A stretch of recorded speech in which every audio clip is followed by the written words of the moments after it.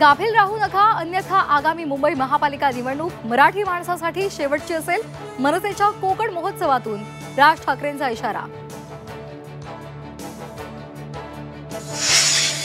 बारामतीमध्ये महाविकास आघाडीच्या 4 उमेदवारांना प्रत्येकी 20 लाख रुपये देऊन माघार घ्यायला लावली.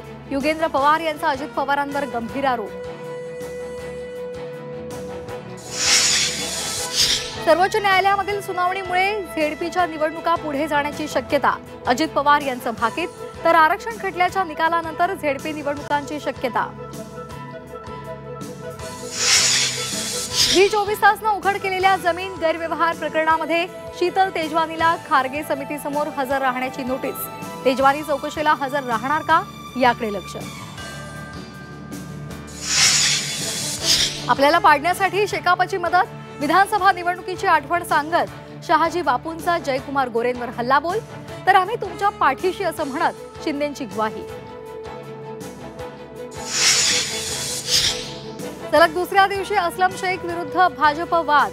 रविवारी अस्लम शेख यांच्या कार्यालयाबाहेर भाजपचं आंदोलन.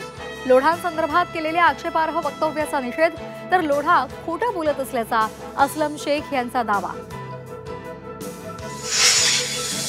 पंकजा मुंडेंच्या पीएच्या डॉक्टर पत्नीची आत्महत्या नसून हत्याच. माहेरच्या नातेवाईकांचा पतीवर गंभीर आरोप.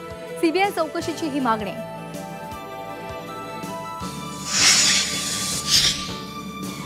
दुराव्याच्या चर्चांवर मुख्यमंत्री फडणवीसांसह एकनाथ शिंदेंचं स्पष्टीकरण.